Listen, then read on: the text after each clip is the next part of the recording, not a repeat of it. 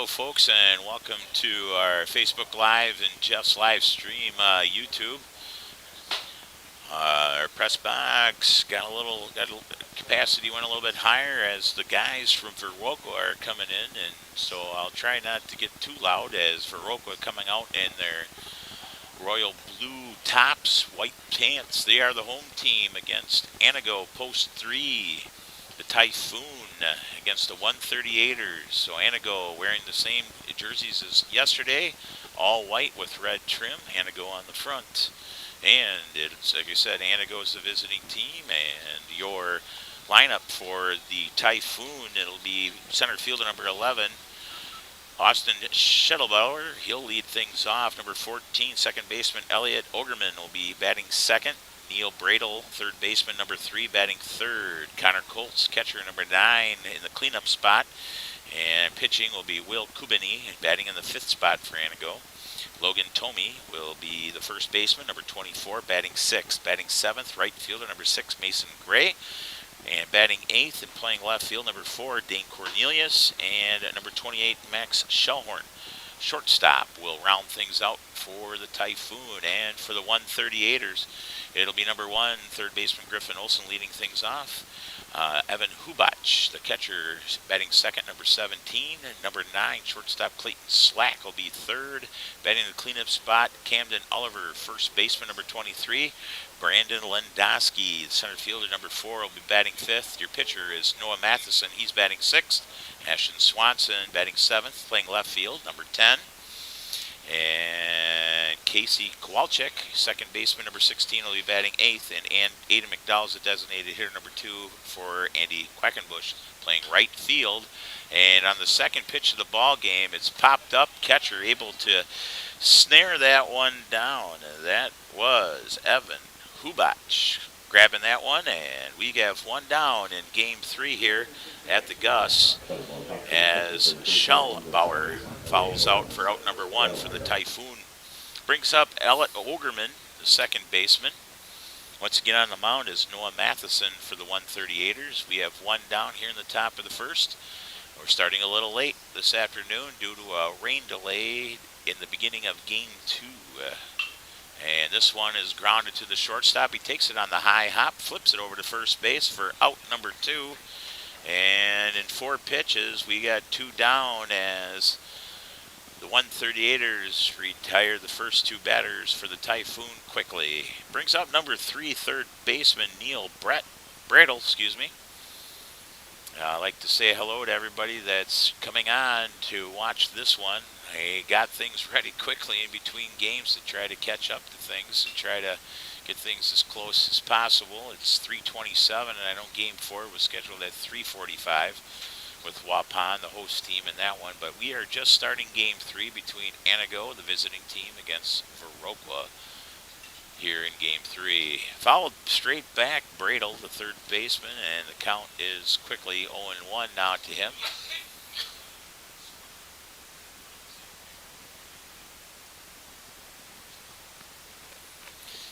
Wind up in the pitch by Matheson. This one outside corner hit to the right side, and second baseman will scoop this up and easily retire him. 3 up, 3 down for the Typhoon here, and we are going to be heading to the bottom of the first. Antigo 0 and Viroqua coming to bat.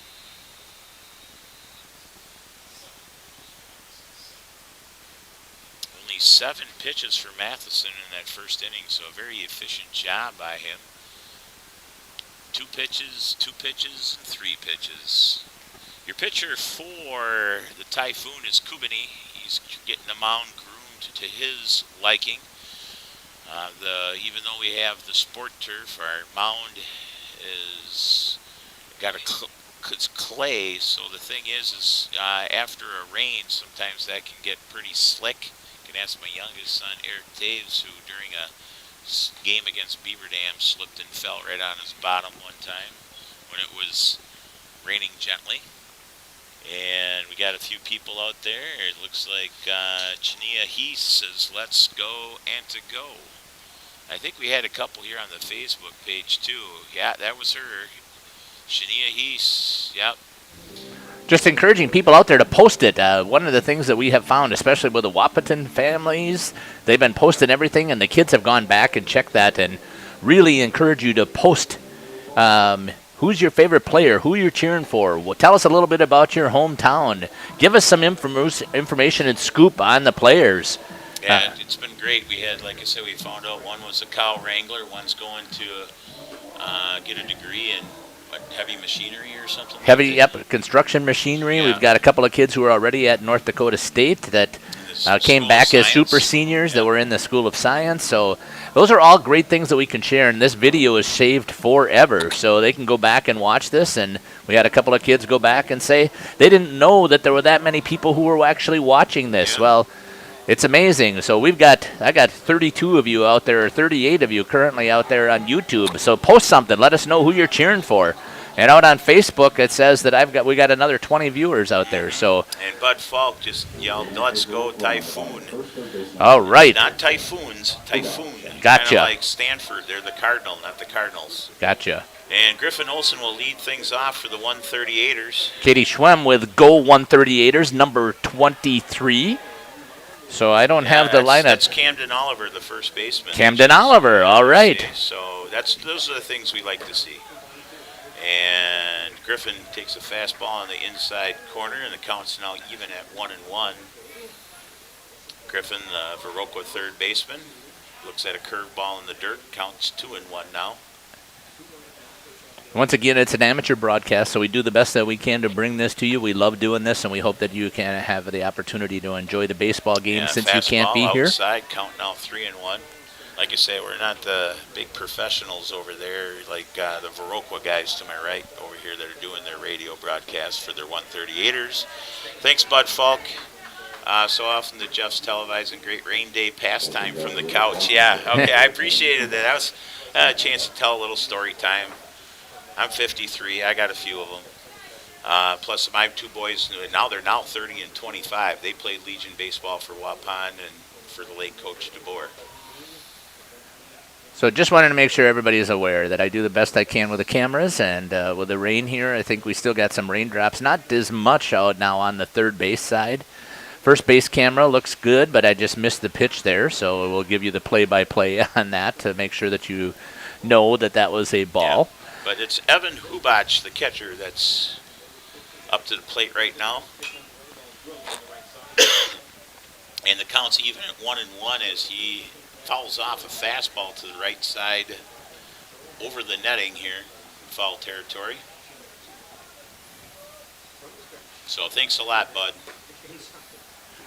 2-1 now, count as curveball didn't quite break as much as Kubani would have liked.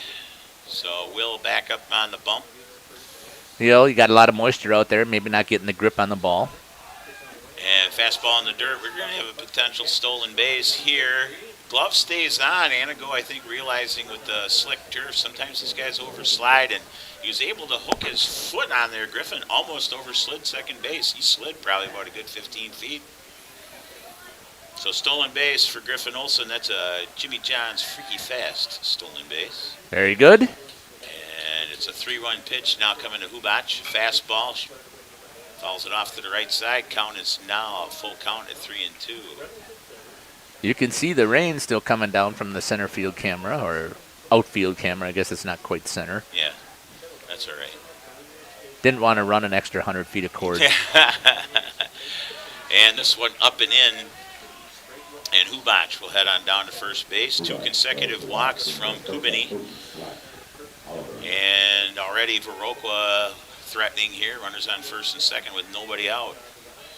And Cash Chitwood says, "This is great. Thanks for the broadcast. And go Viroqua. It's a little nicer in Dayton, Ohio. Yeah, home of the Flyers over there. There you go.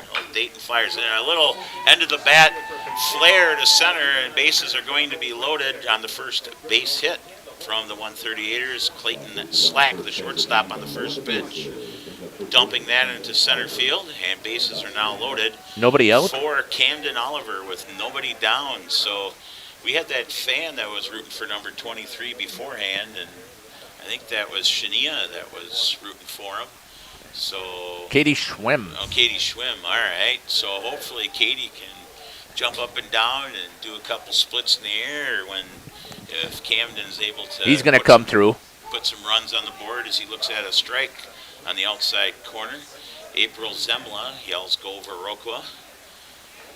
So, like you say, even just 2 words, "Go Viroqua," "Go Antigo," those types of things. These kids do see this later on if they go back to the video.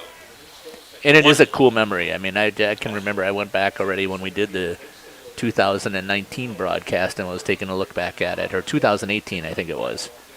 2018. 2018, yeah. So, yeah, that pitch by Oliver taken inside, count now 2-1. Once again, bases are loaded, nobody down here in the bottom of the first. And he fouls one straight back. 2-2 now the count to the first baseman for the 138ers, Camden Oliver. Viroqua coming off a victory yesterday. They played the Cross River rival La Crescent, ended up defeating them 4-2. That was the 3rd time they faced each other in Legion play, according to the La Crescent coach. And he looks at a curveball outside. Count is now full. We're going to have the payoff pitch on the next one from Kubini. Here's the sad thing about this game. Wisconsin was 4-0 yesterday. Yeah. So here's the first time that 2 Wisconsin teams are playing each other. So somebody's going to get a loss. Kakana won today. And ooh, he turned on that baby. Wasn't able to keep the hands quite in, but that was kind of in. That was way in, and he was able to get the hips around, but he definitely punched that one foul. Yeah, that's one. If that was straightened out, that would have been a challenge there. No wind. You can see the flag is hanging, but that could be because it's pretty wet too. But yeah, it goes after the high one. Yeah, got chases one, a fastball by my professor-looking pitcher out there, Will Kubini. He's got the glasses on, but don't let that fool you. So, has that Greg Maddox look right now, from the old Atlanta Braves. And it's 1 down as Oliver struck out swinging, and it brings up Brandon Lendowski, the center fielder, number 4, and he looks at the first pitch strike. So, battle of wills here between the Viroqua 138ers and Will Kubini, who let the first 3 guys on via base on balls the first 2 times and then a single. And that's where they sit right now with 1 down. Another curveball. And because first base is occupied, that's another strikeout for Will Kubini. So nice job battling back by number 7, Will Kubini, after loading the base with nobody out and now striking out the next 2 batters from Viroqua. And sure enough, on cue, he throws a fastball strike to his pitching counterpart, Noah Matheson, the pitcher for the 138ers, hoping to help himself right now as he steps into the box. Looks at a curveball high, count now even at 1-1.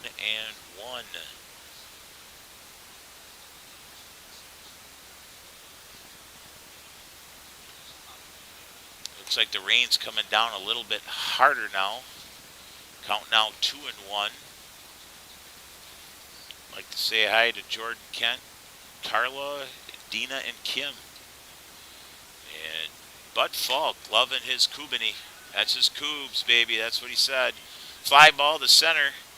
And he circles the wagons a little bit before hauling this one in. And after getting the first 3 runners on, Coobs ends up retiring the next 3 via strikeout, and fly ball. And no harm done, and the score remains tied 0-0.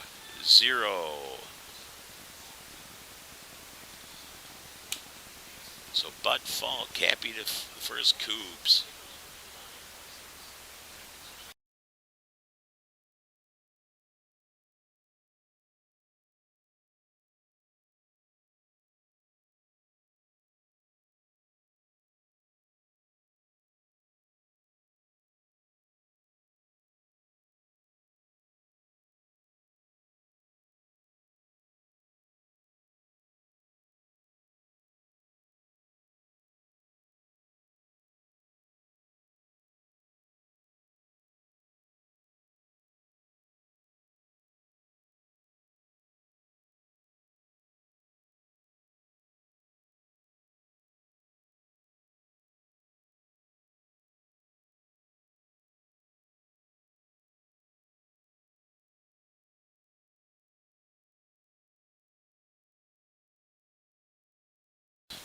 right, folks, we are in the top of the second as the rain is coming down a little bit harder in this game between the Antigo Typhoon and the Viroqua 138ers. No score. We're heading into the top of the second.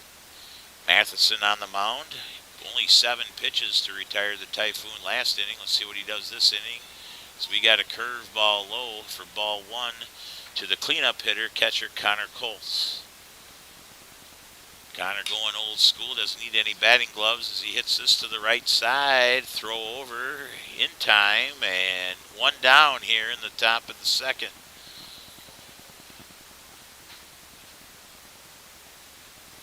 Brings up the pitcher, Will Kubini, or as Bud Falk calls him, his Coobs. Yeah.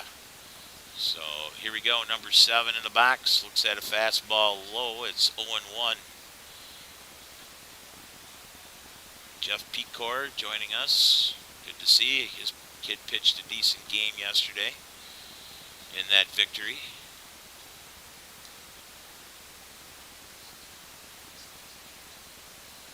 It's 2-0 to the Coobs. Will Kubini, Antigo pitcher today. And it's now 3-0 as Matheson's struggling to find the zone after retiring the first 4 on 9 pitches. Next pitch, a strike at the knees, 3-1.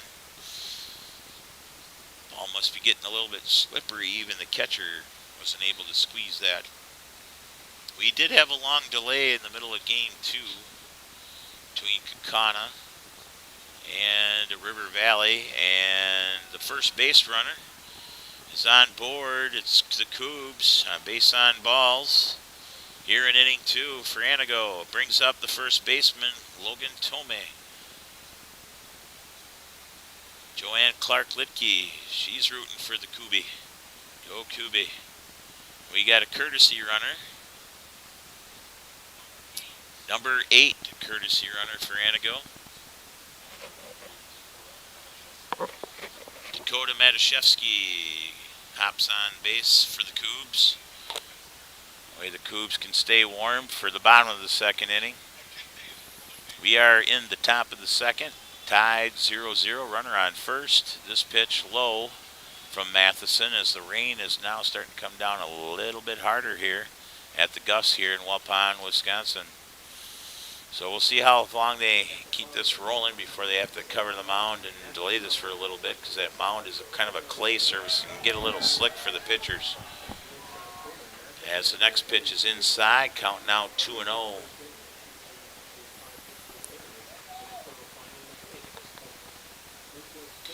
Bud Falk saying, come on, LT.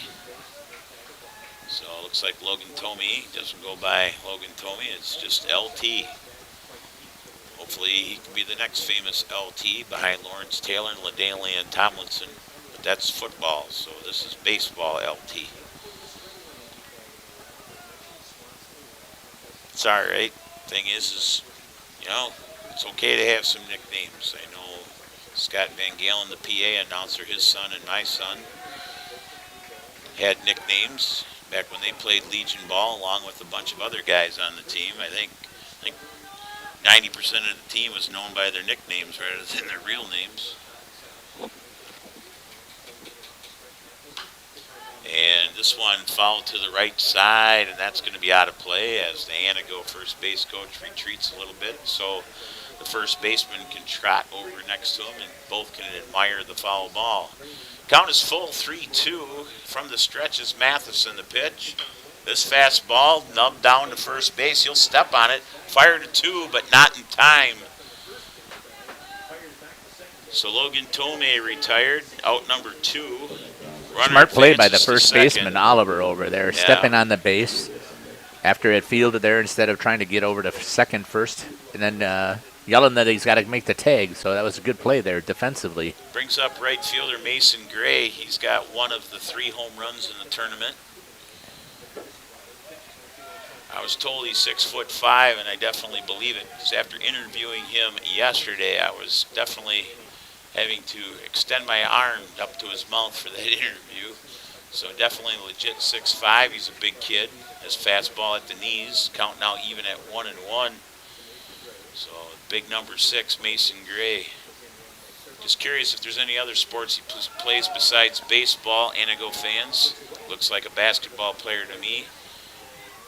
Or it could be a hockey player. He's got a good head of lettuce on him. As the hockey players would say, or salad, right? Yeah, good salad. So 2-1 right now to Mason Gray as Kubini advanced on that wild pitch. So Antigo, a chance 90 feet away from chance for the first score of the ball game. And the next pitch, a fastball at the knees on the outside corner, and the count is even at 2-2 for the right fielder from the Typhoon, Mason Gray. The pitch from Matheson, another fastball, this one outside, count now runs full. Counts full, 2 down, so the payoff pitch coming from Noah Matheson.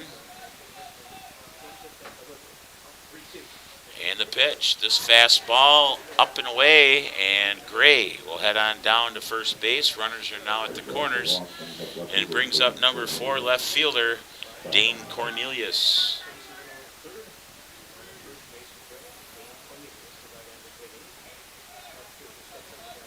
So the catcher, number 17, Evan Hubbach, goes out there. Does some signals for the situation at hand with the runners at the corner and 2 down. Matheson checks the runner over at first. Speaking of checks, one of our sponsors, Edward G.D. Jones, would be happy to check your financial planning.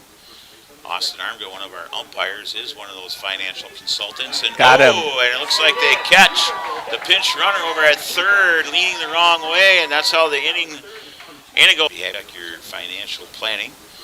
Austin Armgo, one of our umpires, is one of those financial consultants. And Got him. And it looks like they catch the pinch runner over at third, leaning the wrong way, and that's how the inning Antigo. Check your Was that no lucky? runs, no hits, nobody left, and at the end of 1.5, it's 0-0. Sorry about that. Looking at the instant replay through the raindrops as well. Got him on the lens. I'll see if I can clean that off here in a little bit.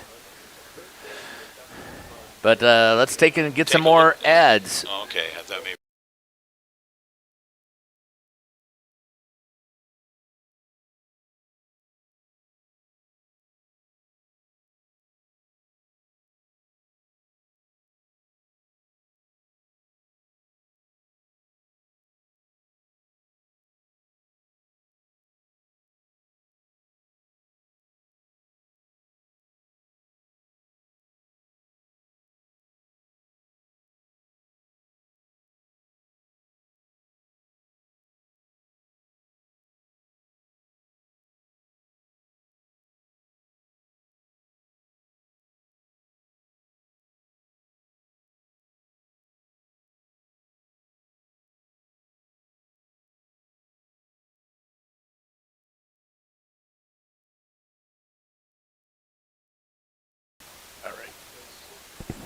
Welcome back here to the Gus as we get ready for the bottom of the second inning. No scores so far on the board.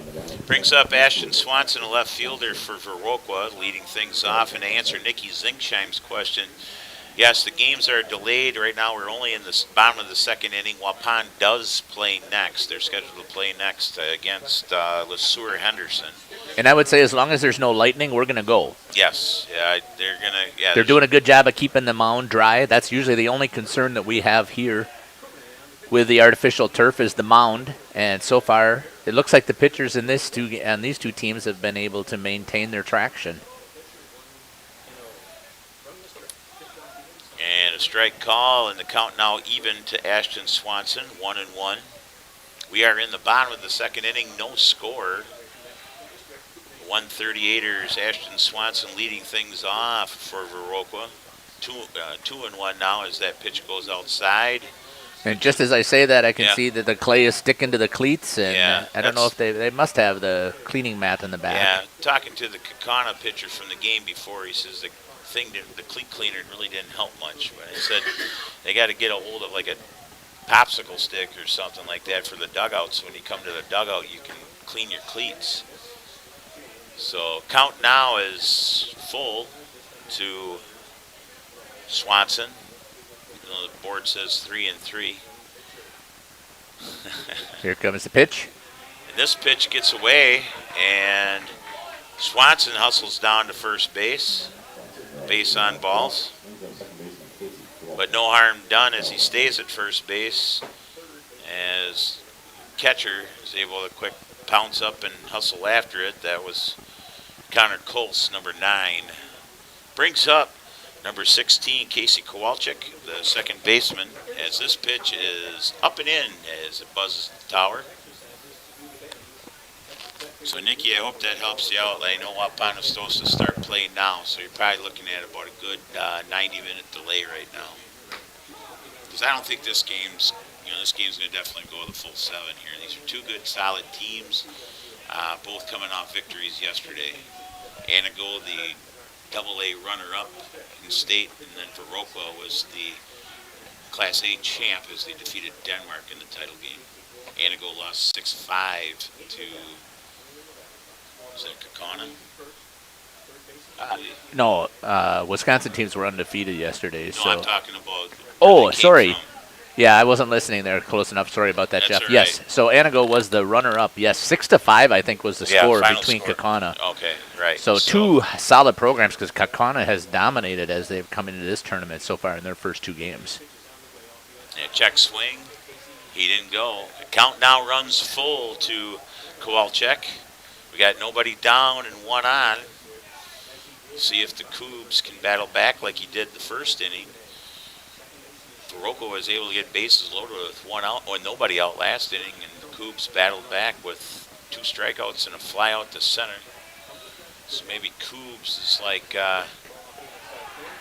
another base on balls, and the first 2 runners are on. Maybe Cougs is kind of like former Milwaukee Brewer pitcher Pete Vukovic. He seemed to pitch better when there were runners on. Thank you for the 6-5 reinforcement from Bud Falk. So it's good to know we got fans there that can provide us or support the information provided. So it looks like the team meeting there as coach is trying to settle down Kubany, and maybe he's having a little bit of issues with the clay. Maybe it's getting into his head a little bit or with the cleats, but I haven't seen the umpire, and you got Randy Armga right behind him, the head umpire for this entire tournament, and if he was seeing an issue, you would think that he would walk over and double-check it as well if he was concerned about some of the safety. Didn't see that. Right, and I think the thing is when Kubany was warming up, Bob Spanbauer, assistant coach for Waupun Legion, was out there and must have probably just talking to him a little bit, so obviously Kubany must have gave him the okay goal. So, yeah, we got a bunt, fly ball. Kubany nice with the play. Wow. So it must not be. Must have probably just talking to him a little bit. So obviously Kubany must have gave him the okay goal. So, yeah, we got a bunt, fly ball. Kubany nice with the play. Wow. So I was trying to show you the instant replay. I got Jeff, my head down. I put a star next to that F1 here for the first out. So I'm glad the people got to see the instant replay. So there was an example where the turf came nicely into play as he got on the knees and was able to slide. And we got 1 down as the first pitch, Griffin Olson pops this one up in the air, and second baseman able to camp under this for out number 2. So kind of looking at the center field camera, that's the best camera that I have, and I'm only seeing a couple of raindrops here and there, so it looks like maybe that's the rain has cleared a little bit, but before I thought I heard a little thunder, but maybe not. No, I didn't hear any thunder or anything. But Bud Falk was a little excited about that instant replay because he loves his Cougs. I know that, so I know he was liking that instant replay. So 2 down here in the bottom of the second. And this pitch just outside, and count runs to 2-0 as Evan Hubbach, who reached on a base on balls in inning 1, comes up for his second plate appearance. The 138er catcher takes a fastball, drives this to the right center field gap. Nice play by the right fielder. And the big guy, Mason Griffin, plate appearance. The 138er catcher takes a fastball, drives this to the right center field gap. Nice play by the right fielder. And the big guy, Mason Griffin.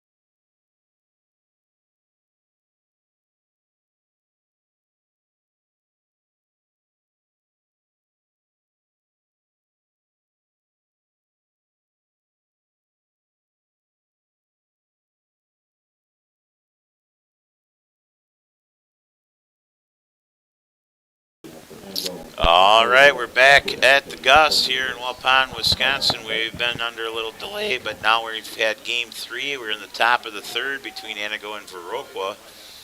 Waupun will be starting a little bit later for those fans that are coming on right now, but we got no score here. Noah Matheson back on the bump for the 138ers. First pitch up, and it's 1-0. It's Dane Cornelius, the left fielder, stepping in for his first plate appearance,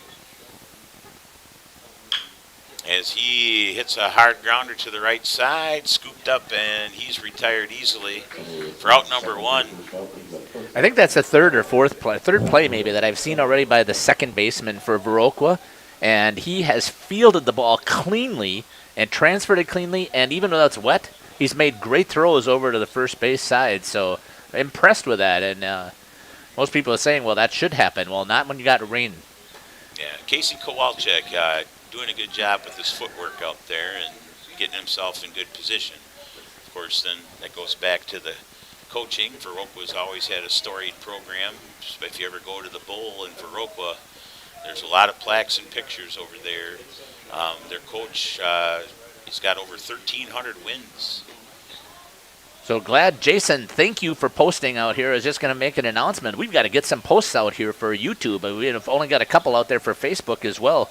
These players want to know that their fans are cheering for them, so let them know when they come back and watch this later on that you're there. So Jason Slack says, let's go Viroqua 138ers. Even game so far, 0-0 here. Impressed with both teams. They've had scoring opportunities, but they've been able to shut each other down. As Matt Shellhorn, the shortstop, 9-hitter, goes down swinging for out number 2.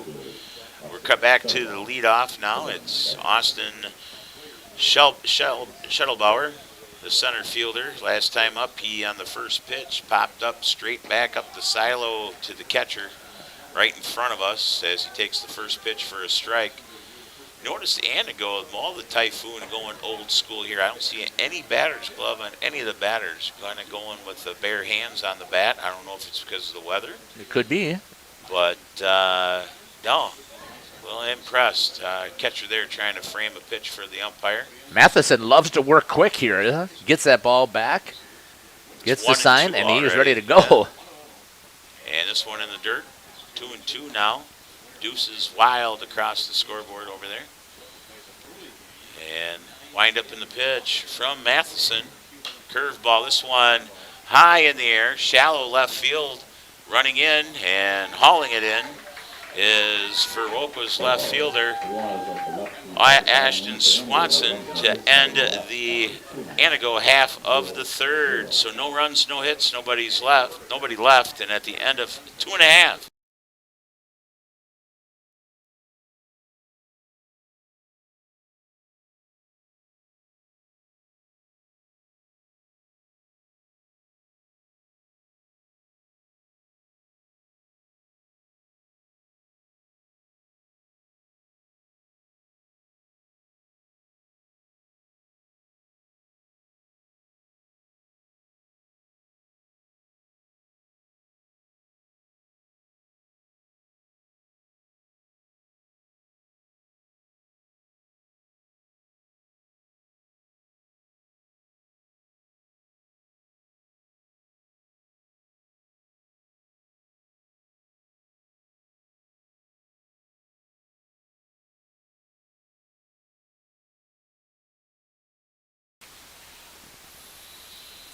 All right, welcome back to the Gus. We are now in the bottom of the third.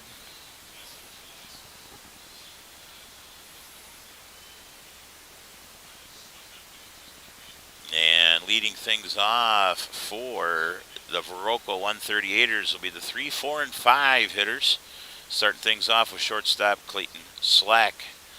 Last time Clayton was up, he got the only base hit of the ball game for Viroqua, a single. Back in the first to load up the bases. And Nate Nagel, good to see that he's rooting for his 138ers. Yes, Noah Matheson is straight up dealing, man. Yep, 7 pitches in the first, 9 pitches in the third. Very efficient. And the first pitch ball, both pitchers doing a good job considering the weather and the field conditions, especially that mound. You got the Coobs, Will Kubany for Antigo, and you got Will Matheson, the big 2-1 for the 138ers. Wheeling and dealing. Getting in jams, but then getting out of the jams. Both of them bearing down well today, this afternoon, as Coobs throws a curveball just outside, count now 3-1 to the 138ers shortstop, number 9, Clayton Slack. And next pitch, a fastball right down Main Street, and the count now runs full, 3-2.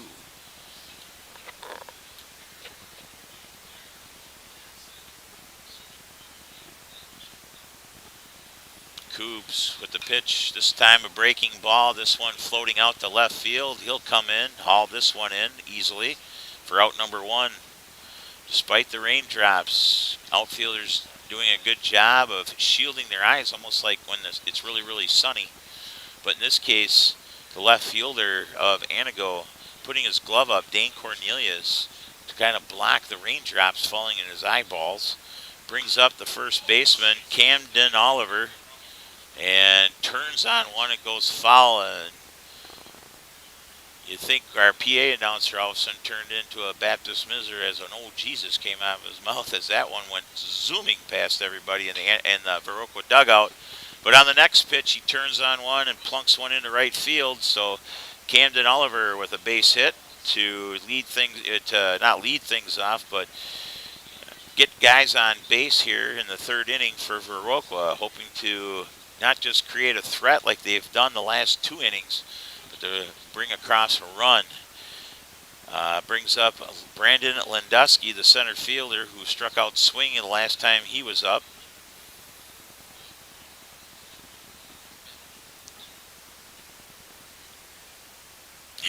And Carl Zuby calls number 23 the big hurt. And after that foul ball, we can see why. And this curveball breaks, tickles the inside corner, and the count's now even at 1-1. Glad to have everybody joining us, either by Jeff's live stream on YouTube or by Waupun Baseball Video live stream on the Facebook. And Lendusky able to get out of the way. Everybody up in the booth, how did he get away from that? How did that not hit him? 2-1 is the count. Coobs with the pitch. This fastball at the knees, and it's now even at 2-2. So seeing if Mr. Lendusky, the center fielder, can create something. A nice shot to the right side. Second baseman only has to play at first, and they're able to get him. And it's out number 2 as Oliver advances to second on the play. Smart play by the Antigo second baseman as he had his weight going to the left. And Elliot Ogerman with an easy put out. Brandon Lendusky brings up the pitcher Noah Matheson, who, as his fans have been saying, he's been wheeling and dealing. And now he has a chance to help himself with a runner in scoring position with 2 down here in the bottom of the third. Curved ball by the Coobs. Will Kubany, 1-0. Glad to see some people coming on. Those expecting the Waupun game, we've had a delay, so we're a little bit behind as Matheson slashes one to the big guy. That one goes over his head, and we have our first run of the ball game. one of those, the ball just kept carrying, and our right fielder out there, number 9, Mason Gray, the tallest guy on Antigo, ended up this one going over his head. So RBI double for Matheson.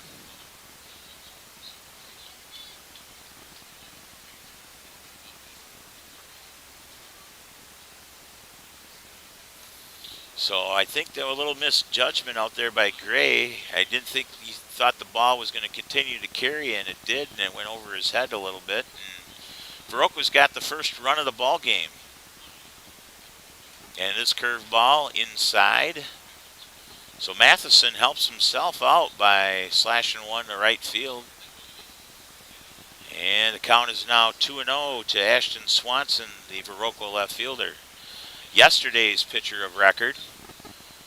And he was part of the 4-2 victory over La Crescent, Minnesota.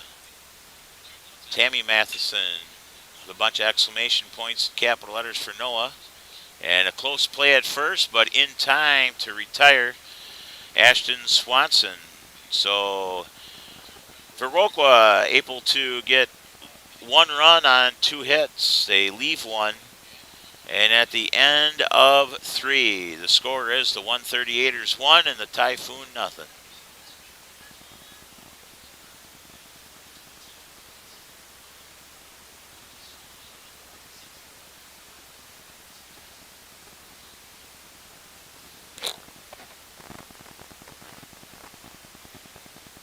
So, did you guys call that one an error by Gray? Okay, then I'll switch it in the book. Well, I didn't know if it hit his glove or not. Okay.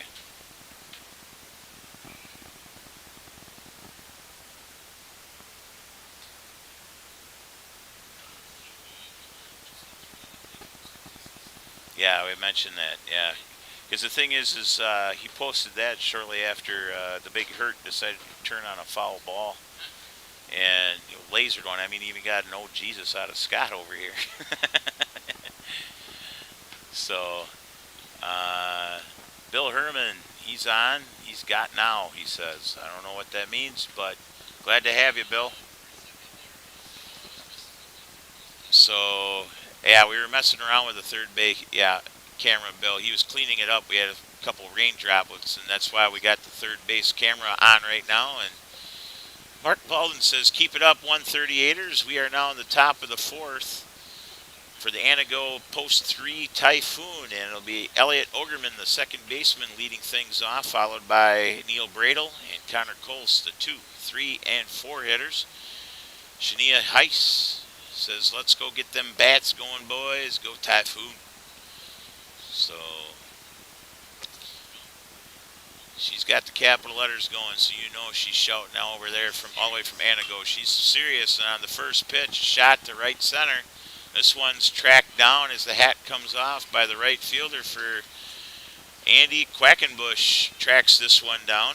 Reason why he's out there on defense and being designated hitted for, or whatever how you want to say it. So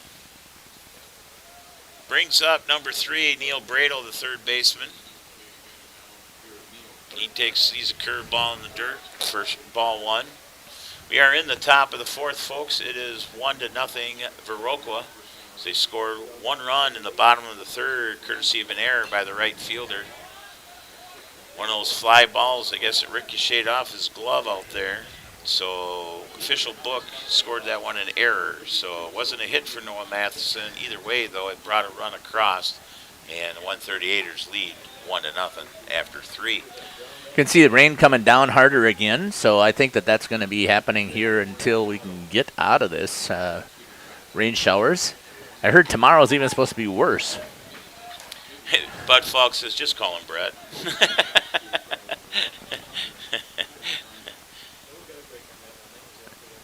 Oh, you talk about Neil Bradle here that's up. So that must be his nickname, Brett. So that's cool. We got Brett, we got Coobs, we got LT. So Bud Falk giving us the nicknames of the Antigo Typhoon. Nice hit. On that, Brett decides to rip one right up the middle, a hard ground ball for a base hit. And the first base hit for Antigo in this game. Everything else has been base on balls. 2 walks and a strikeout for Antigo.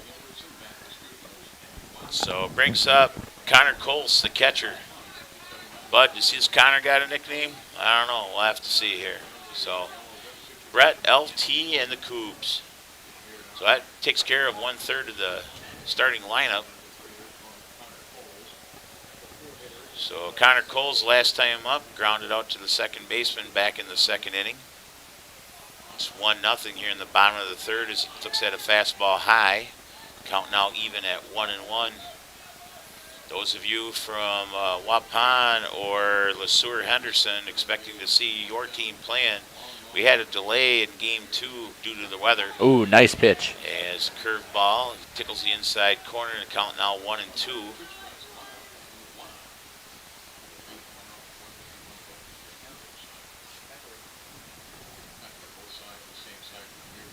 So Bud Falk says he's going to ask his dad right now, and if he's got a nickname. That's kind of cool.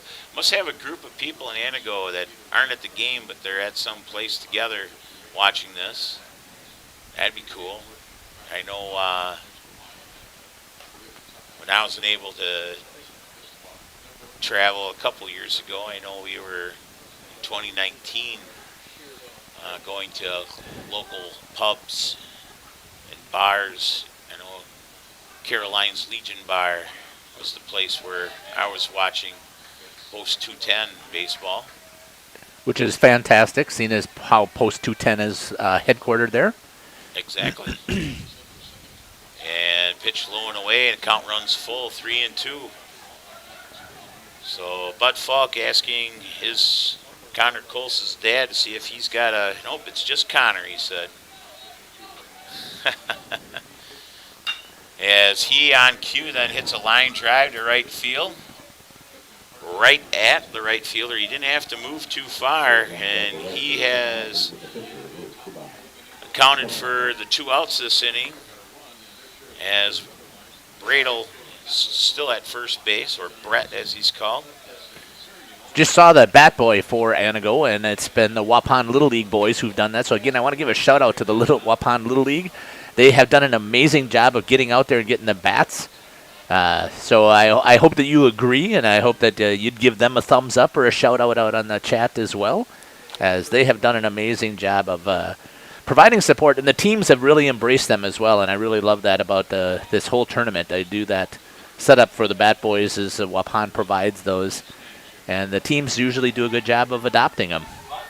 Yeah, I know like the Wahpetons already given a hat to their Bat Boy, and Kakana, the last team, they got their guy in they got an orange T-shirt and a hat. They got him all outfitted. La Crescent had a full jersey for theirs. That's right, number 0. Yep. And then, as we say it, Neil Bradle, or Brett, ends up stealing second base. Jimmy John's freaky fast stolen base. Yes, and with 2 down, we have a runner in scoring position for the Typhoon. Chance for Will Kubany to help himself here. 2-1 count. Like you say, he's got the glasses on and kind of a stocky build, but don't let it fool you as he hustles down to first. And we got runners at the corners as it gets by the catcher of Viroqua, Evan Hubbach. So Kubany on base now, back-to-back at-bats. So I'm sure they'll have a courtesy runner for him. But I don't see anybody coming out. We got timeout called, so that's the reason why. Home plate umpire hasn't seen Austin Armdo over there at first. And here they come. So there it is. So hopefully number 8. Not sure who courtesy that is. Runner. I'll have to get my program out here. Otherwise Scott might have it because he was... Number 8. Matuszewski, Dakota, yeah. I'm sure he'd like to... he got picked off at third base to end the second inning, so I'm sure he'd like to make amends now that he's on the base paths once again. Be part of a Antigo rally here in the top of the fourth. Next pitch, a little low to number 24, LT, Logan Tomey, the first baseman. Looking for people to post out there on those chats out there for YouTube and for Facebook. Let us know who you're cheering for. Antigo has provided some nicknames for their team. Also, a lot of exclamation marks and capital letters from fans. That was cool. And Dana Spiegel says, "Go Coda." We know the 138ers are huge baseball fans, so we expect to hear a lot from them. Antigo is a proud bunch, too. Like I say, Antigo had a great, successful season. I mean, even their record doesn't show it, but taking second in the Double-A. And, again, they were playing a lot of Wausau schools and DC Everest and the larger schools in Wisconsin Rapids up in that area, in that conference. And Noah with a fastball, and looks like they got. And he's been the larger Wisconsin Rapids up in that area, in that conference. And Noah with a fastball, and looks like they got. And he's been the larger Wisconsin Rapids up in. What is it going to be? We got Freaky John, Jimmy John's freaky fast if they get the stolen base. What is it when they throw them out? The laser throw. Well, the thing is we don't have anybody. We got Olson Eye Care, so that one was a 20/20 precise throw. I don't know. That's a stretch. But I did say before when they picked him off, that was a Supreme play, so not like Supreme Pizza from our two sponsors, Tony's Pizza and State Street Pizza. Yeah. So we'll just call it, where you can. I am right on here 100% with Rose, who says, rain, rain, go away. Yes. I certainly would love that. That would be amazing. And then when it's over, then to go ahead and rain and help the farmers out around here in the area. I know Wahpeton was saying, hey, bring some of that rain their way. I know we got some people down in the Illinois area, Rockford area, that their corn isn't even knee high after the 4th of July. They've kind of given up on that a little bit because it's been so dry down there. A little bit of mound work, so I'm going to run a couple of advertisements here so we can make sure that we support those people who have supported us to make sure that this tournament takes place.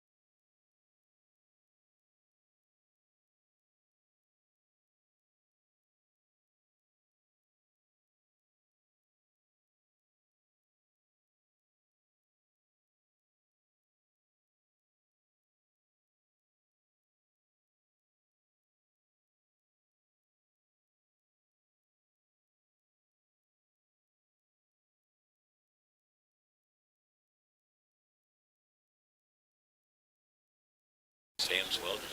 There we go. Welcome back to the Gus here in Waupun. Cindy Latham says, way to go 138ers. Absolutely. Now it's time to get those bats rolling. They got a 1-0 lead here. And Antigo Typhoons are going to do everything they can to swim their way through this inning here and see if they can shut them down right away. Weather. This is perfect weather for the Typhoons. As we get a swing and a miss, Casey Kowalczyk, the second baseman, now has his count at 2-1. Will Kubany still on the mound for the Typhoon. Both pitchers doing a good job. Coops did a great job in the first inning getting out of trouble after the bases were loaded with nobody out, nobody scored. And in the second inning, with 2 runners on in scoring position, he able to get himself out of things. But it's kind of weird. There's not a lot of guys on base in the third inning, and that's where the run scored. So here we are in the fourth. This one's launched high in the air. Shortstop going out and circling the wagons and then dropping the ball. And it'll be Kowalczyk safe at first base on the error by the shortstop. This is one of those, the wind's playing tricks on him. It doesn't look deceptive, but you get out in the rain up there, and raindrops are falling in your face. You can just see him. He just got done wiping his face. The Antigo shortstop, so you know the raindrops are bugging him a little bit, Matt Shellhorn. Yeah, we talked about that's an issue with the rain. And a bunt attempt missed to Aiden McDowell, the designated hitter. Last time up, he flew out to the pitcher. He tried a bunt attempt, and Coops made a great play coming off the mound on that one. Yeah, Kubani was really quick off the mound and was able to dive and use his knees and slide across the turf. And this time a bunt right in front. Catcher pops out. He fires. Whoa! This one goes into right field on the throw. And it looks like Viroqua is going to try to score here, their second run of the ball game, and they will on the throw. So the bunt ends up leading to an error by the catcher trying to get him out at first base on that sacrifice. Obviously a wet ball. So are they going to ask about the runner? Oh, it really? Oh, then that's a strike, right? If you cannot hit the ball twice. Out. It's a strike, right? Unless he left the box, then it would be an out? So I think that's what the discussion is. We might have to go back and start this thing over again. So, like, if the ball is hit twice and it ends up being a foul ball, so strike, the yeah. runners are going to go back. So no run scores. So it's back to being 1-0. So just so everybody could hear, we weren't talking about it. He double hit the ball. So while in the batter's box, he double hit it, so it counts as a foul ball, and that's why he is, why he has to send everybody back, and it just counts as a foul ball or a strike. And obviously, just like Scotty has said over here, so Scotty Van Galen said the Viroqua coach doesn't even make an argument, so he obviously knows that there was an issue. Must have heard it. So now we got Aiden McDowell swinging away at 0-2 0-2 now instead of on bunting. the count. Yep. Bud Falk, this is the bat hit the ball in the field of play, but he was still in the batter's box though, Bud. So that's why it's a foul ball. Well, he hit it twice. Hit it twice. So on the bunt attempt, it bounced back up, and then so we're replaying. Yeah. So yeah. So the thing is you got a guy, a veteran umpire like Randy Arnga out there who's been umping for a long time. Well, all of these umpires are really they veteran. do a good job, but like I say, I used to officiate basketball. I know Randy's one of those that knows, like page 72, subsection B, of the rule book. He's one of those. He knows the rule book as McDowell goes down swinging now for out number 1. That's a huge change in scoring in the whole situation here. Yeah, we almost had an SIA insurance run there, and a 2-run lead for Viroqua. Instead, it ends up coming out to be an out. So 1 out and 1 on here as this one goes way inside and gets by the catcher. I don't know even how he missed him. It went behind him. Exactly. So thought for sure he was going to be plunked. That's what I was looking at, and all of a sudden, Scotty thinks it went between his legs. No, I had a nice angle here. He bent his legs and actually it kind of bounced right behind his knees. So we got a runner in scoring position. And this one tickles the inside corner, and the count now even at 1-1. We are in the bottom of the fourth. 1 down, 1 on. 1-1 count now to Griffin Olson, the third baseman for the 138ers. And this one back leg curveball inside. Count now 2-1. It's 1-0 for Viroqua as they scored 1 run back in the third inning. Kubani working that inside on the left-handed hitter. Takes a peek back, and this one slashed to the left side. Third baseman dives. This one goes out the left field. Here comes the throw now, and it looks like the throw won't go home. And a hustle double by Griffin Olson. He, right out of the box, he was booting. He just was put the pedal to the metal and was out. And head first slide, safe at second, and an RBI hustle double for Griffin Olson. And now the SIA insurance run across the board there. It's now 2-0. So can't have enough insurance.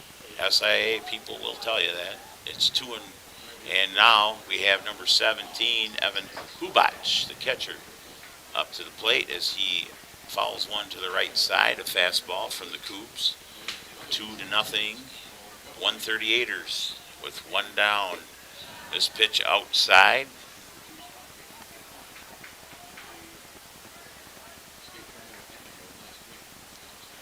Need to hear from those fans at home for Antigo to get those boys fired up and see if they can score some runs here. Shut them down here first. Nice job by the catcher for Antigo. Connor Colts knocking that one down. That was about a 55-foot fastball there. And Tammy Matheson's has got it back, that run. Good job, 138ers. So, see Haley Hunick popped on, probably looking for Waupun to be playing. We're in a little bit of a delay. We had a delay, so we're running a little behind. So it's game 3 right now for Viroqua and Antigo, and it's 2-0 here in the bottom of the 4th. And some guy named Erwin Van Galen hopping on to watch as the count runs full to the Viroqua catcher. Obviously, we don't know what's going to happen, but watching these two teams play so far, we can expect this one's going to go 7. Oh, yeah. So it's only the bottom of the 4th right now. So for those people who are hopping on here looking to see the Waupun game, you can expect that we're going to be playing at least 3 more innings. So I'm guessing a good 35, 40 minutes before we'll be start. About an hour. Start time. Yeah. Has Cougs, throws a curveball in the dirt. Nice job once again by Colts. We'd welcome you, though, to stay here, though. You got 2 Wisconsin teams who are out here battling, and then stay here and enjoy the broadcast. 2 storied programs. Waupun knows Viroqua quite well because it seems like anytime we're at state or at the Central Plains tournament, Viroqua is involved.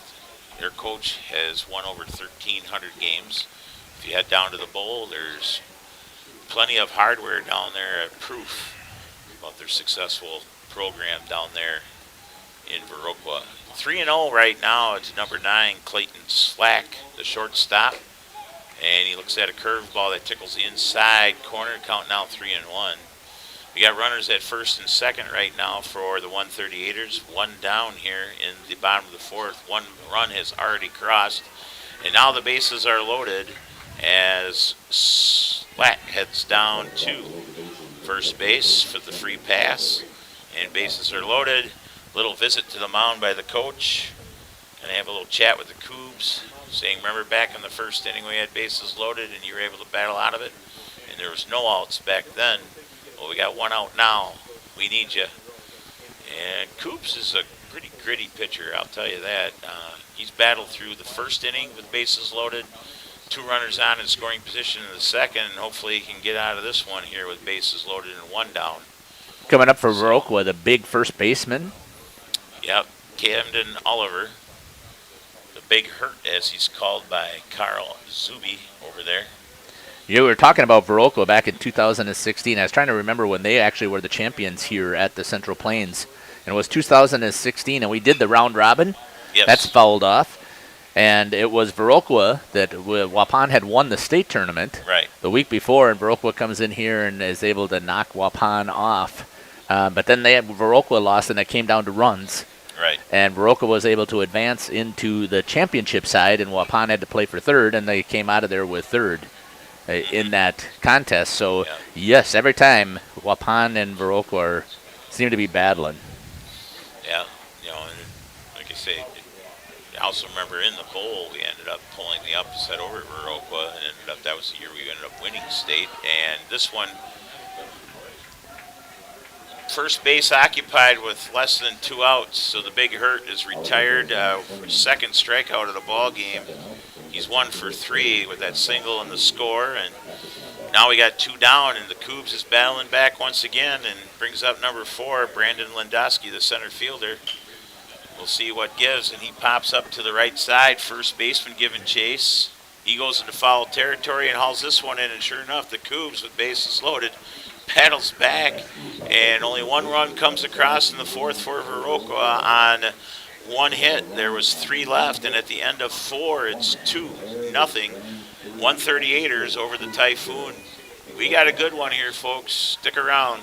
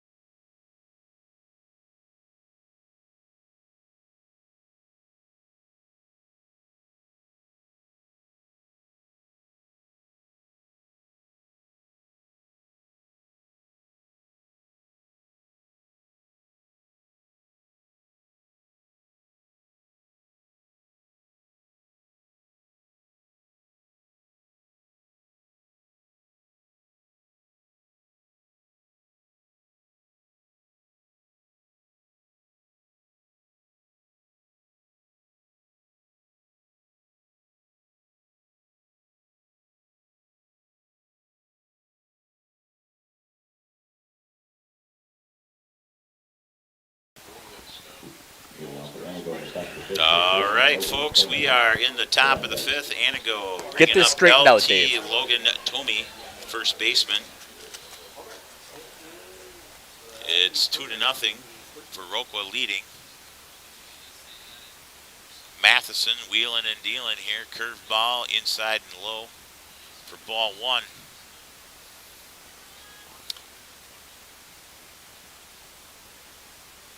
Fastball right across the thighs here for LT, number 24. Made the last out the past half inning as he turns on one to third base. One hopper over across the diamond, easily retired. Nice pick and nice play over there as they retire Tomey on the 5-3 putout for out number 1. Brings up the big guy, Mason Gray. Last time up, reached on the base on balls.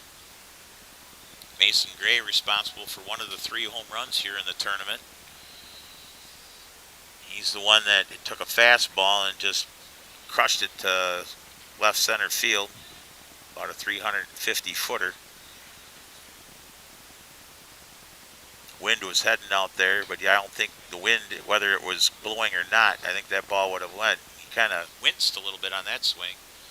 Thanks, Nate, for the compliments. Nate Nagel says you guys are doing a great job. It's Braden, not Brandon Lindowski, and stream's awesome. Thank you. So it tells you the stream is good because they can hear us quite well. It's Braden Lindowski. I'll make sure that N changes to a Y.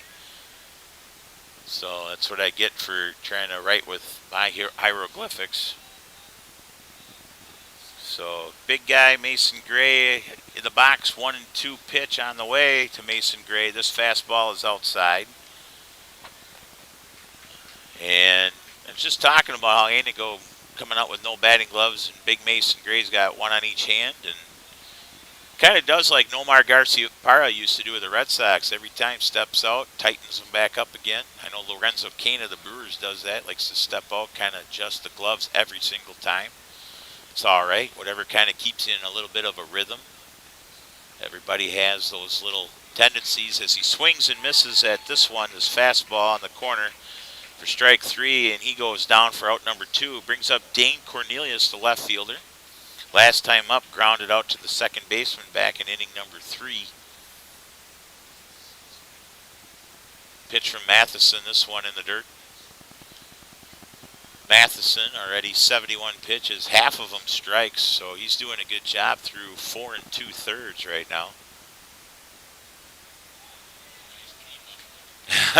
No, that's my thing, Nate. I was, yeah, it's not him because I was taking pictures of scorebooks from other people because we were in such a hurry. And don't worry about it. No, don't blame the coach, Nate, on that one. I teach sixth grade, so I should be able to interpret strange hieroglyphics anyway. I get a variety.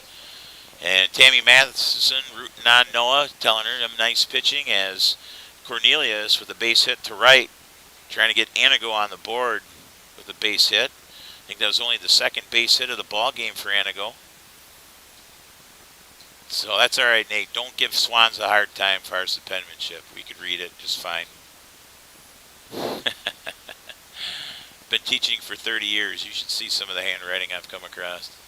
Some of them are definitely future pharmacists or future doctors that write out prescriptions. Anyway, strike call. Count now even at 1-1 now to number 28, Matt Shellhorn, the shortstop for the Typhoon. Matheson from the stretch. This fastball right down Main Street, swing and a miss from Shellhorn. 1-2 now the count. Once again, Antigo trying to get on the board. They're down only 2-0 here in the top of the fifth. Like I say, this is going to be a close one. Both teams are doing really well. Ooh, pickoff attempt over at first, almost. As Cornelius able to dive back just in time. Antigo's proven, not Antigo, but Viroqua has proven that they're not afraid to try picking you off. And this one fouls straight back. Matter of fact, earlier today, we had a situation where we had the Wahpeton-La Crescent game. Wahpeton almost caught one of the La Crescent guys asleep at first base when they were doing the shifting to try to pick off a guy at second base. And they ended up throwing over to first base and almost got him. So, you know, even in this game, trail runners, you got to be awake.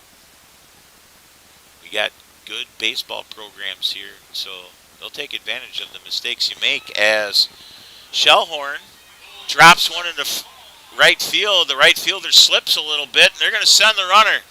And the throw into the infield, not in time, and big Dane Cornelius will score on that. So we have a single to right and an error to advance the runners.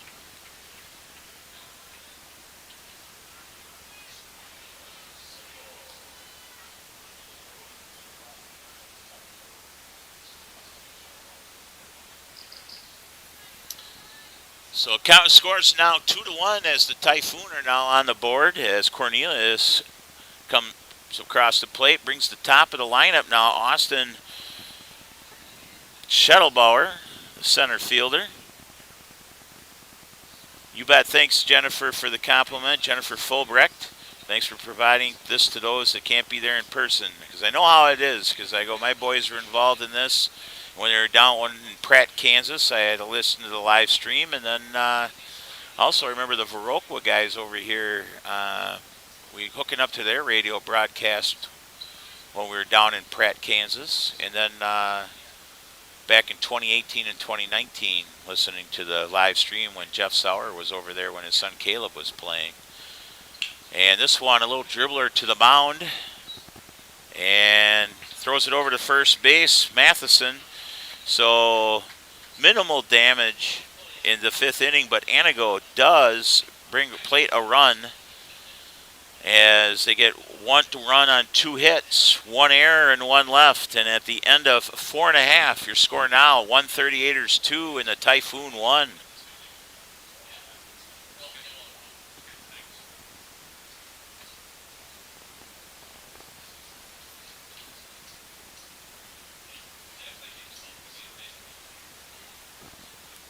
What's that? We can't play baseball because severe weather's coming in, but the band is playing no matter what. Oh, really?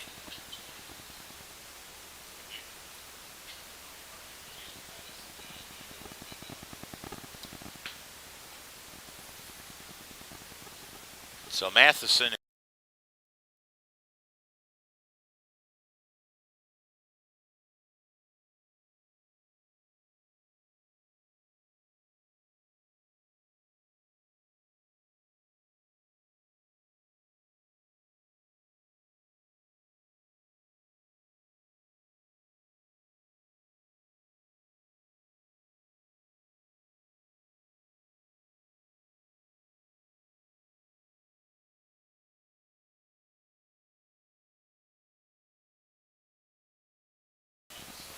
So here we go. We're in the bottom of the 5th, and pitcher Noah Matheson is coming in.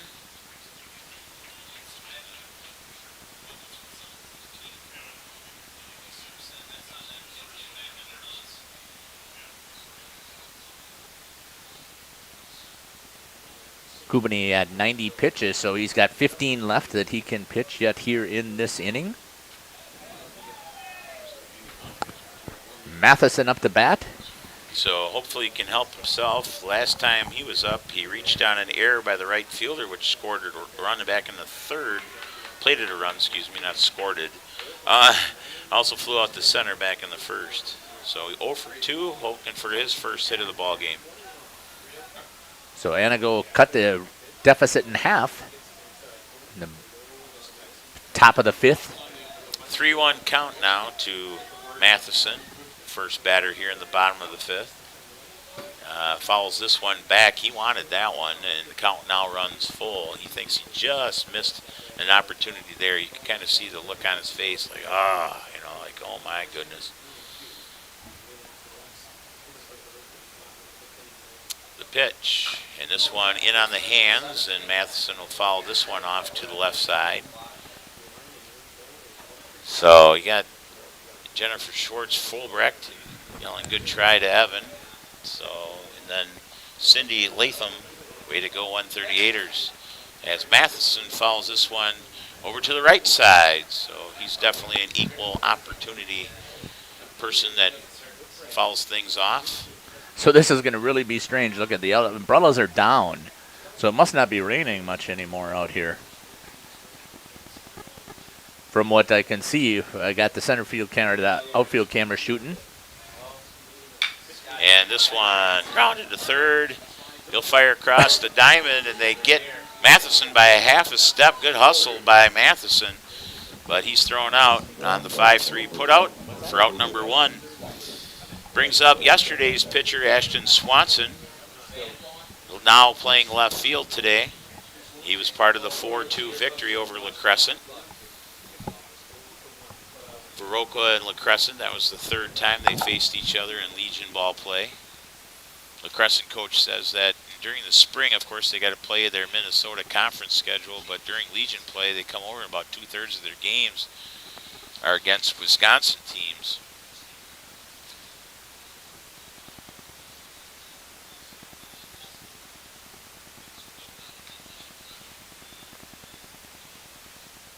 And this one, a line shot past the glove of the 3rd baseman, Antigo, and Swanson gets on with a hard line drive base hit to left, his first base hit of the ball game. He's 1 for 2 with a base on balls. Now brings up Casey Kowalczyk, Kowalczyk, the 2nd baseman who reached on an error and scored back in inning number 4. Also reached on a base on balls back in inning 2 and was stranded at first base. So he's responsible for one of the runs.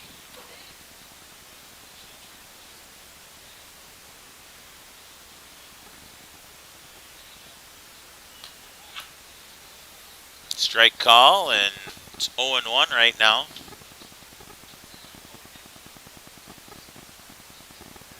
Nice play, Noobs. Was the shout out there?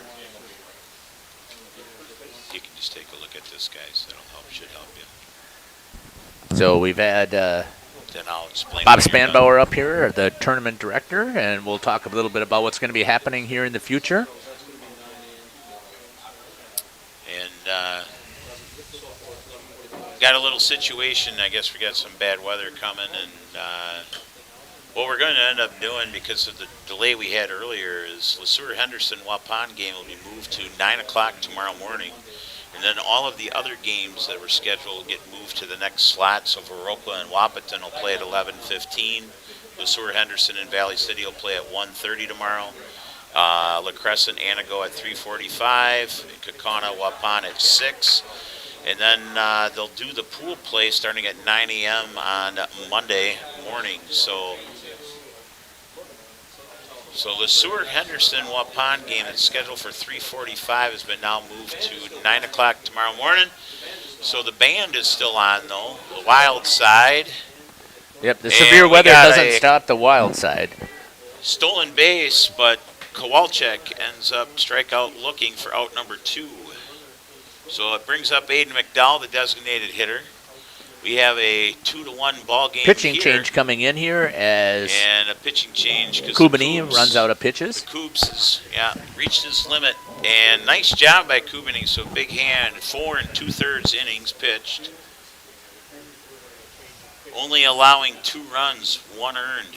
That's it. 4 hits, 6 walks, 4 strikeouts. So it brings in number 28.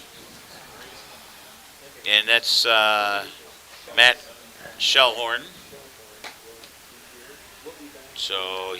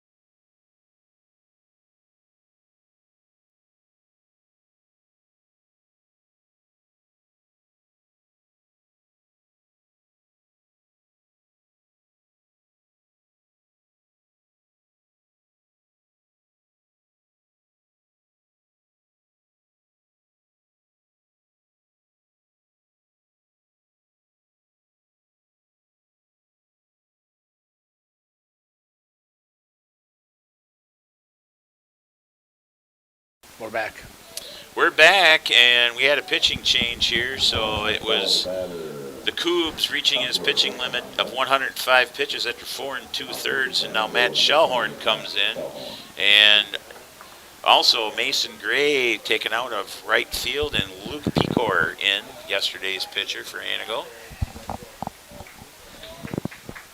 And once again, at the end of the game, we'll make sure that we let you guys know what has changed officially with the games. This is the last game that we're going to see today. Right, we have some schedule changes right now. Nate Nagel said, "Win it for Jackie, go 138ers." So Queen Jenna says, let's go, Antigo post 3. And right now we have number 2, Aiden McDowell, the designated hitter, right now with the count of 1 2. Joanne Kruger says, "Way to go, Dane." Antigo trailing 2-1. Fastball outside. Count now even at 2 2. We got a runner in scoring position for Viroqua as Swanson stole a base, a freaky fast stolen base. Jimmy Johns, freaky fast. Nice and pitch. curveball that tickles the inside corner, and McDowell strikes out looking for out number 3. No runs, 1 hit, 1 left, and at the end of 5 complete, your score remains 2-1 for Viroqua. We'll be back with some of the announcements again, and make sure that you're sharing your posts out there on Facebook and on YouTube so that we can make sure that we say hi to your players and the teams that you're supporting.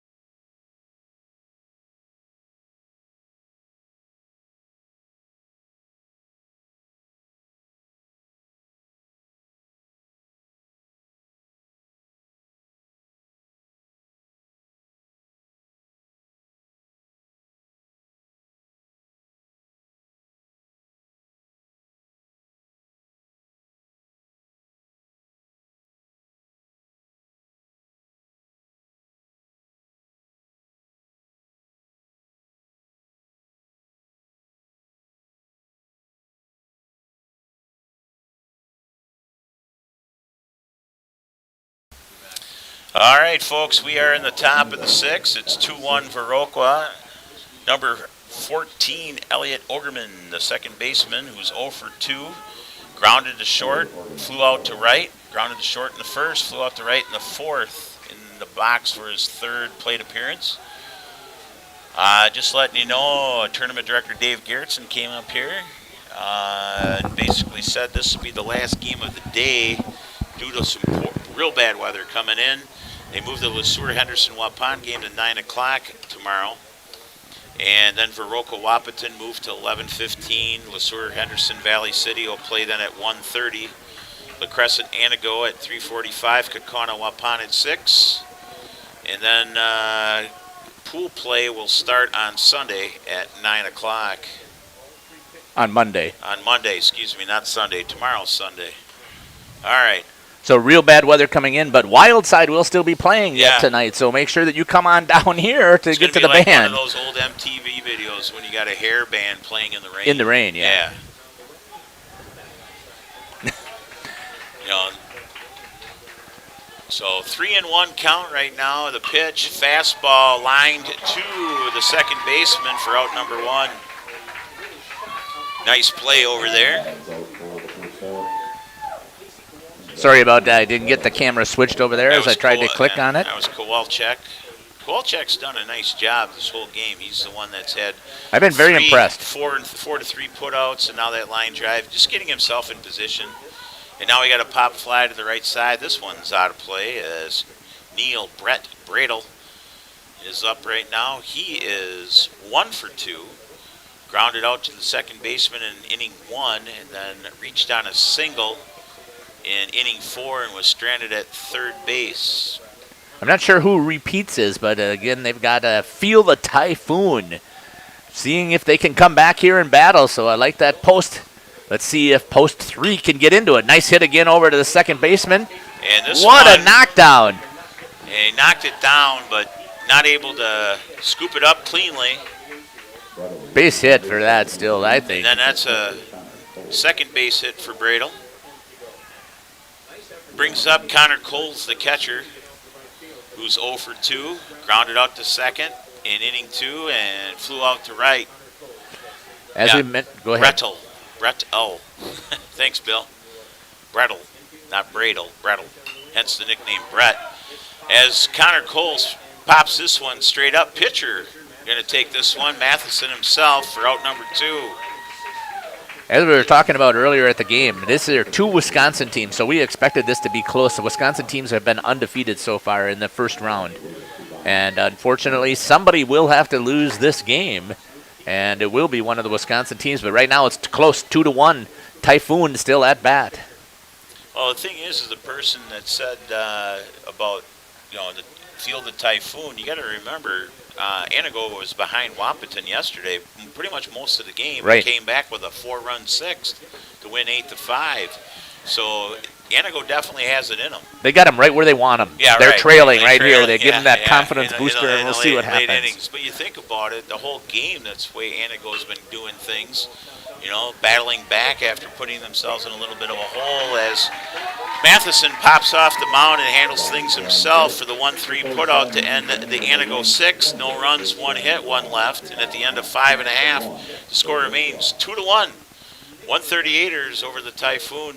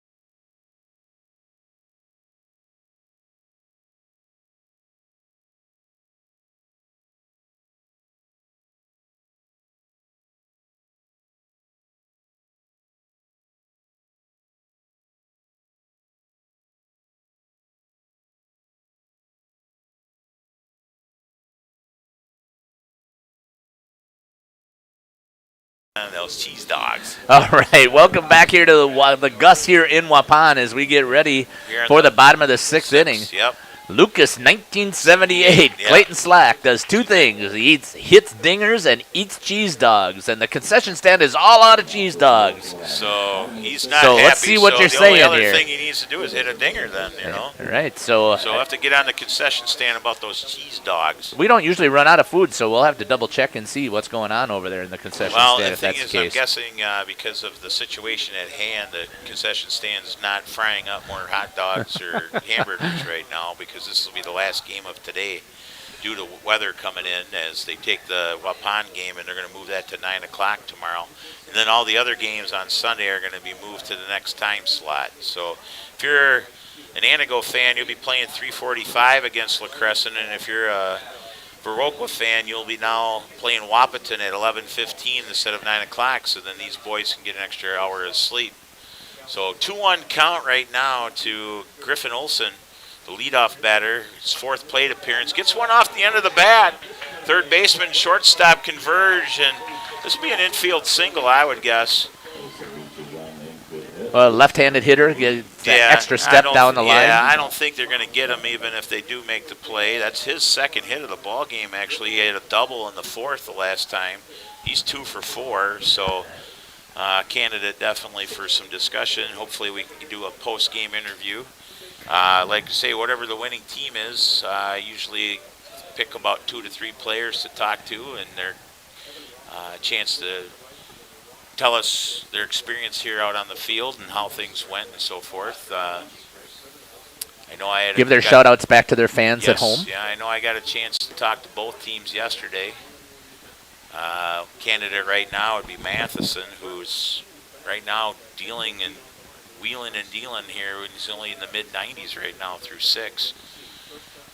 If Antigo wins, I want to talk to the Cougs. He's definitely one, pitching 4 2/3 and getting himself out of some jams and a great defensive play on that sacrifice bunt attempt early in the game. So there's definitely some candidates for both teams for post-game interviews. As a fastball goes by Hubbach, the Viroqua catcher. Wesleyan Ebel says Connor Colts is the greatest catcher I've ever watched. So let's win and go Typhoon, go Connor Colts. So here we got the catchers getting some pub. And stolen base for Griffin Olson. That's a Jimmy John's freaky fast stolen base. Count now even at 2-2. Queen Jenna also there cheering on for Connor Colts, Yeah. just as you had mentioned. And then Westland comes back and says, let's go Typhoon. So here's the time. Yep. Typhoons need to shut them down here on defense. This And fastball inside, and Hubbach will head on down to first with the base on balls for the third time this game. He's 0 for 1. He's reached on base on balls 3 times and flew out to right this game. Then it says repeats. It says I heard Connor Colts got PED tested because he's so good. I don't know. Maybe, I don't know. PED testing? I don't know. Now we're getting a little silly out there, but that's okay. Connor's the one that's going to end up probably reading those later on. So folks back in Antigo are going to have to deal with him being accused of PED testing, but I'm sure it's some type of inside joke. Connor is a good-sized kid as he knocks this one down, but it gets away from him, and the runners will advance on the wild pitch. Can only do so much back there. now there's nobody out. Runners over at second and third for Viroqua with a 1-run lead. And this one high in the sky, second baseman coming in on this one. And able to haul this one in for out number 1. So on the first pitch, Clayton Slack pops one up for out number 1. And Clayton is right now 1 for 3 with a walk and a single. And now brings up the big hurt, Camden Oliver, the first baseman, who's 1 for 3, single and a run, and 2 strikeouts swinging. So He is going for it. He yanked one before, foul, that would have gone out of the park. yeah, that was with bases loaded. So got a lot of oohs and ahs from the crowd on that one. That one ended up in the bullpen over on the Viroqua side, first base side. So he looks at a curveball up, and it's 1-1. And I know looks like the coach is heading out there. I think the thing is Shellhorn must be on a pitch count. Probably going to use him tomorrow maybe, so you got to keep the pitch count under 25. I'm trying to take a look at where he's at right now. Coach is out there going pretty quickly. Shellhorn's at 20. Yeah, he's at 20, so either A, it's for a little bit of a discussion, and keep him in for a couple more pitches, or, you know, he can go up to 30. So. Oh, is that what it is? 30? Okay, yeah. I thought it was 25. I think that's the high school rule. Yeah. Sure. No, it's 30 also. All right. Repeats is saying doesn't seem like much of a big hurt to me, but well, repeats. If you were down here for this game, he's hit 2 foul balls. One screaming grounder just past the Viroqua dugout, and then.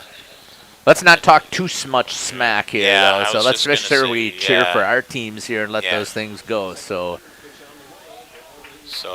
otherwise, pitch comes into the big hurt, as the fans of the 138ers call him. 2-1 is the count. And a big swing, pulled the shoulder and head out of that one. So got him on like a little off-speed pitch. And the count is now even at 2-2.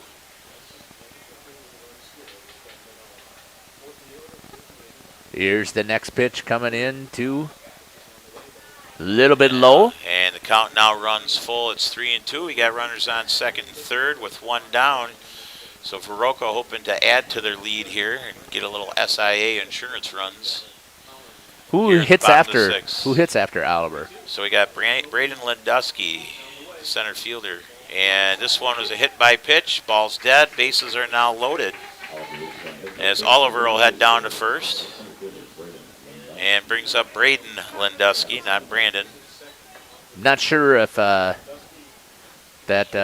really hurt them that much with bases loaded. They have the opportunity here to turn the double play. Braden Lindusky right now, he's 0 for 3. Struck out swinging in inning number 1.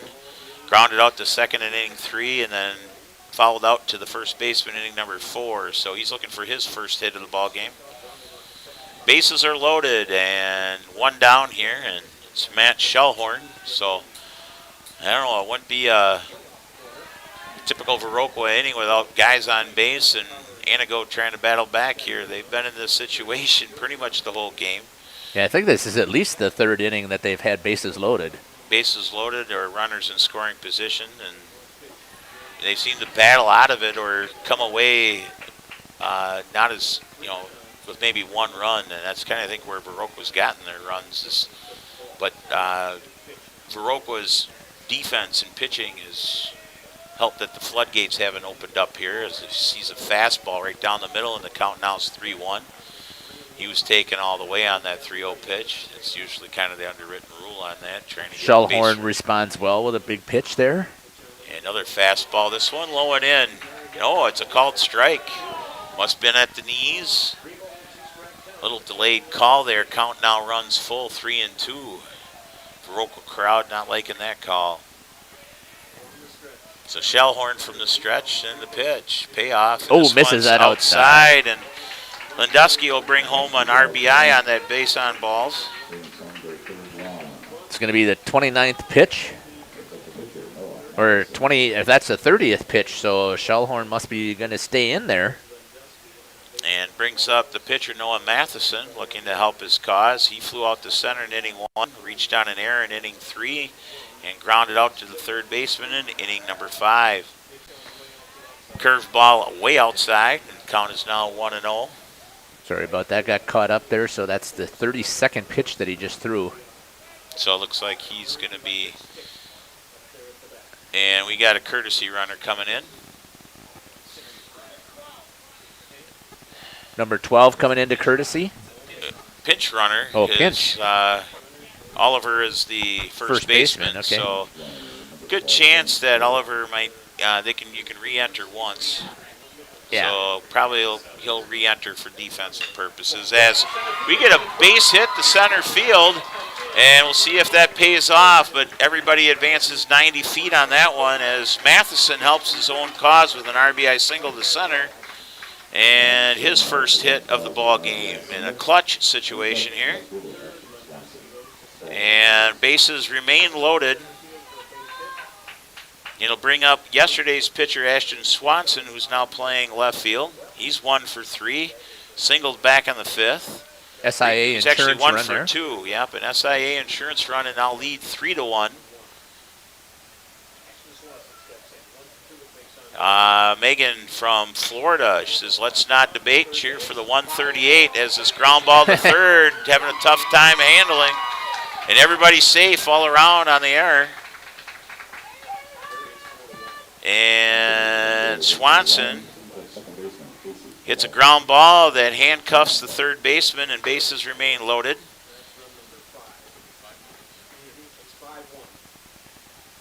Five to 1 now is the score here. 5-1 now is your score. As Another runs hit. Come across, this time over across the diamond, they get the out, the second out, and another run scores. And an SIA insurance run as Kowalczyk grounds out to the third baseman for out number 2. So runners are on second and third. Your score right now is actually should be 6-1. As 4 runs come across here in the 6th inning. And Viroqua putting the pedal to the metal right now as they're scoring runs. Allow themselves a little bit of insurance, a little breathing room as they come. And it's The Aiden top of the McDowell, 7th. designated hitter, the 9th hitter of the inning.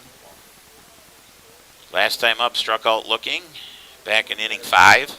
Struck out swinging inning 4, and on a sacrifice bunt attempt, Coos was able to make a great play. So McDowell looking for his first hit.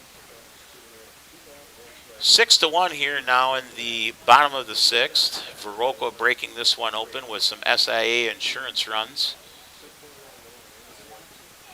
And Matheson with the curveball outside, and it's now even, I believe, 2-2.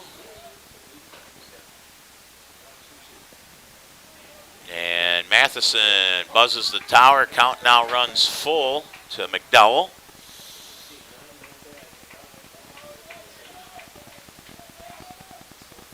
Just a reminder, this will be the last game of the day. Everything's getting bumped due to the weather coming in. And McDowell goes down swinging for out number 3, but not before Viroqua brings across 4 runs on 2 hits. They leave 2, and at the end of 6 complete, your score is 6-1, 138ers over the Typhoon. I'll be heading down to do some interviews after the game.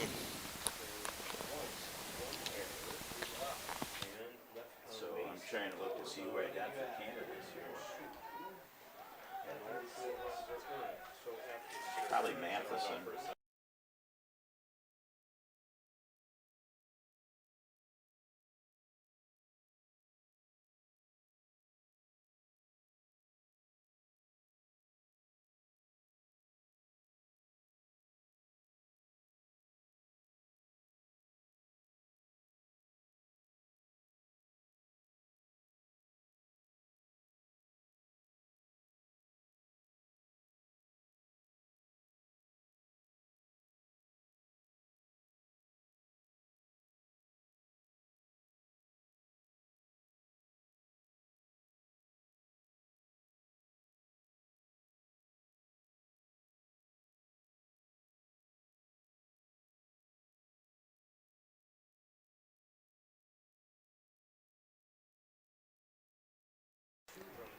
Welcome back to the Gus here in Waupun, Wisconsin, as we get ready for the top of the 7th inning here in this contest between Antigo and Viroqua. Post 3 versus post 138. The Typhoons versus the 138ers. Right now, Antigo is down, but this is exactly the same situation they were in yesterday, and they came battling back to roar back and get the win. We'll see what can happen here. Just as a reminder also that you are going to be seeing schedule changes. So if you are waiting to hope they see the Waupun game, that has been moved to 9 o'clock tomorrow morning. There's a base hit. looking to stretch it into a double, as that was Tomei. Matheson still on the mound. And there's severe weather that's supposed to be moving in, so they decided that they're going to cancel the baseball games. However, the band is still going to be playing, so the contests for the rest of the day today, so the Waupun LeSueur Henderson game is moved to 9 a.m. tomorrow, and then all the other games are going to be shifted down. And then even the pool play game fourth that's scheduled for tomorrow will be moved to Monday. And that's going to be starting at 9 o'clock on Monday instead of the 10 o'clock that's posted on the schedule. So you'll see the schedule here. We'll see if we can get an updated schedule out there on the website, on Facebook. Check swing. They're asking down. No, says Austin Armga. He was focused there. So runner at first for Antigo. Nobody out. Pecor up to bat. Takes a swing at that one. Brings the count to 2-2.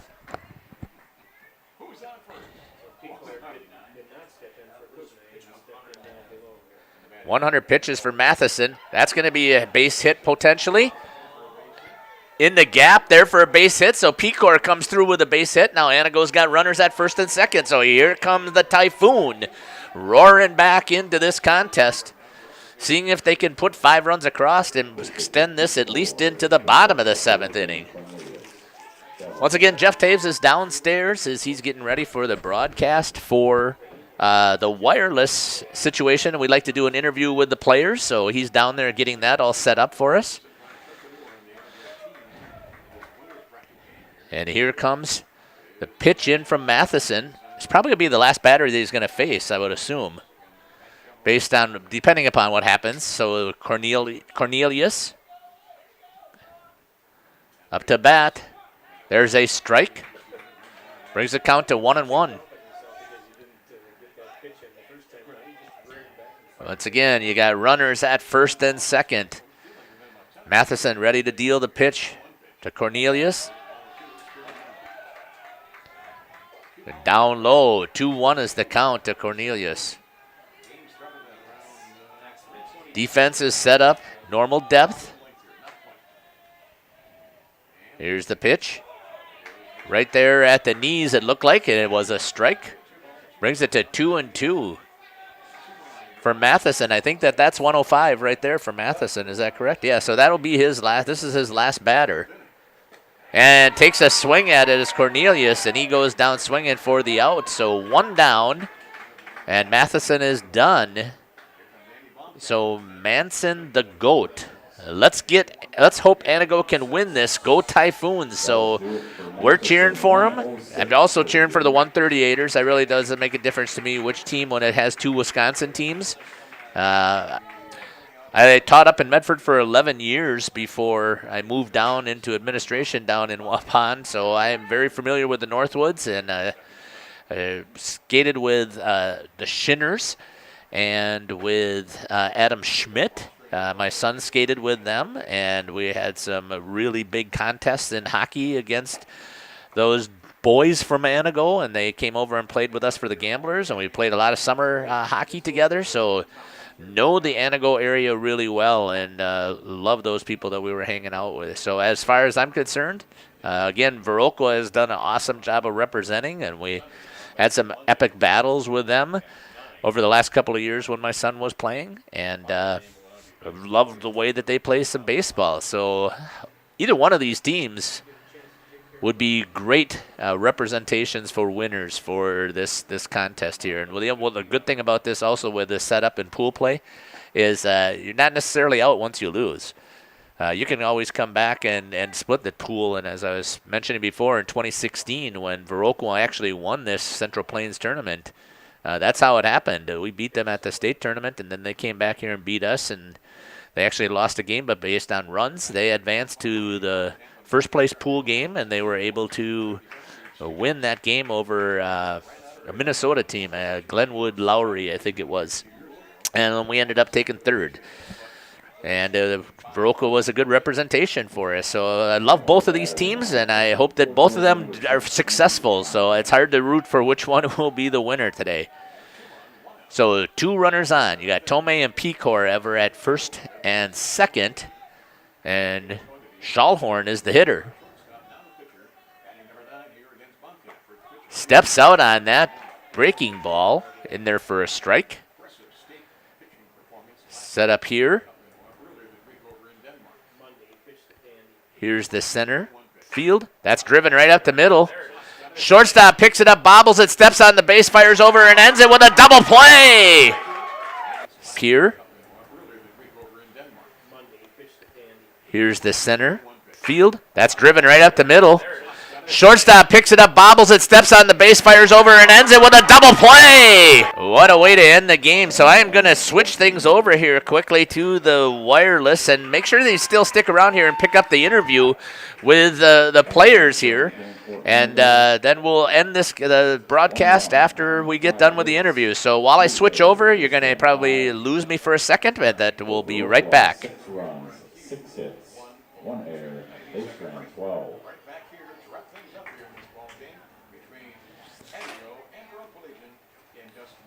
Time of the game, 1 hour, 49 minutes. Just so everybody knows, we do have some schedule changes. We are under a severe thunderstorm watch until 9 o'clock. We're at 9 o'clock. Every other game tonight. All right, Jeff, are you there? Can you hear me? Whoops, hang on, Jeff. All right, now try. Test, test, test. Hello, hello, hello, hello. I can't hear me. I can hear you, though. I can hear you. You can hear me? So, okay, so that's fine. I can hear myself talk to these guys, so if you can hear me, that means they can hear me. Is that all right? Absolutely. Good, because then I don't have to deal with the echo. All right. Oh, just hang on a second. Oh, okay. All right. Okay. Okay, now I can hear myself. Okay. All right. If anybody's missing a phone, I'm making the assumption it's probably a player. I'm told it's not Antigo because the umpire has asked, but Randy Hubbach, the walking around behind home plate right now, has. But anyway, I'm going to have Kowalczyk, our defensive specialist, and then Madison coming in, who pitched 5 1/3. Okay, sounds good. So remember to cautious about walking around too much so that we make sure that the microphone is receiving. But Coach wants to probably make a little speech, probably explain 5 games tomorrow as originally scheduled. What's happening tomorrow with the schedule. Just so keep the stream going. Yep, it's going. Okay. So big win for the 138ers coming from Jason Slack. Lucas, 1978. I'm not a homer. I'm not making any accusations that anybody's a homer. I'm just making sure everybody's aware that I wasn't being a cheerleader for either one of the teams. But you're right. Go Typhoons, and that's not necessarily being a homer. That's your team program. That's exactly. Right. So and let me see the if I thing can see what's going on Facebook. No. Well, the thing is, the Typhoon, they came back with 4 runs yesterday to win, and here they had runners on first and second with 1 out. And I know the Viroqua dugout over there was a little bit nervous. Right. They knew. So Dina talked about the big bats from Antigo. Let's get going here. And then Karen Quackenbush said go 136ers. I think 138ers. Keith Torrud. Sorry about slaughtering your name. And then Quackenbush came back out saying a great game.